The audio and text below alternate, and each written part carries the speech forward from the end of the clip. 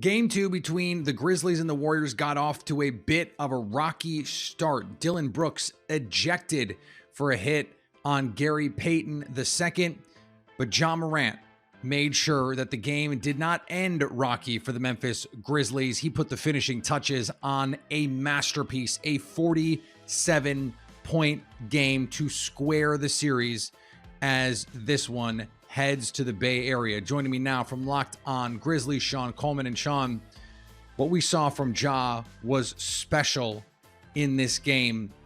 What changed for him game 1 to game 2 that allowed him to finish this way? Oh, he knew the season was on the line. That absolutely is what it came down to. Yes, obviously the start to the game is not what you want to see. I understand basketball is a physical sport, especially in the playoffs, but you never want to see what happened with Dillon Brooks and Gary Payton Jr. That's a story for another time. But Ja Morant knew it was tied 77-77. Ja Morant knew this was the season. If you're down 2-0 going to the Bay Area, having to win 4 out of 5 to win this series with three of those 5 games in Golden State, it's not very good odds. Ja took over. Ja time was there.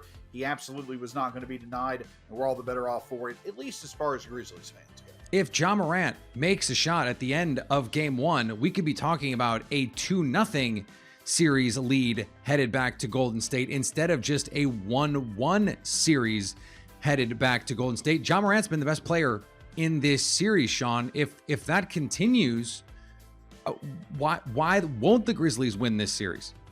Absolutely. You're exactly correct. If he continues to play offense to the level that he is, and as a matter of fact, if Jaren continues to play offense to the level that he is, that certainly is a big benefit for the Grizzlies.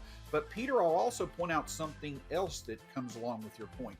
Ja Morant's been the best player on the court because of the fact that the Grizzlies defense is having its desired effect on Steph Curry and Klay Thompson. Combined, Thompson and Curry now are 30 of 83 from the field, 13 of 45 from 3.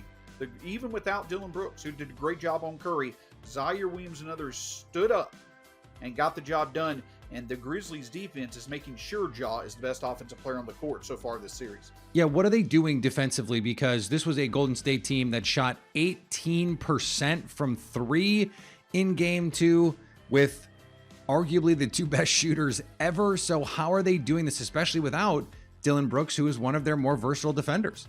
Yeah, and as a matter of fact, if my queries serve me correctly, I think this is the lowest that the Warriors have shot from 3 in games where they attempted 25 or more threes in their playoff history. I bring that up because the Grizzlies are making them work. The Grizzlies are contesting shots. They're making them work hard to find their spots. They're making them have to not necessarily force threes, but this isn't a consistent clean look type situation. The Grizzlies did a great job of adjusting to the Timberwolves' way of getting threes in the first series of this playoffs, and that prepared them to be able to match up with how the Warriors do things. So the Grizzlies doing a very good job of scrambling, the Grizzlies contesting shots, and even when the Warriors get open looks, it comes from their players having to work off ball or on ball to get those looks.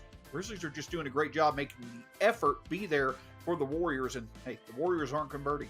You mentioned that this is not what you want to see with the hard foul that was given in that situation. Unfortunately, Gary Payton II, after the game, announced an elbow fracture. Needless to say, he will not be back in this series in all likelihood.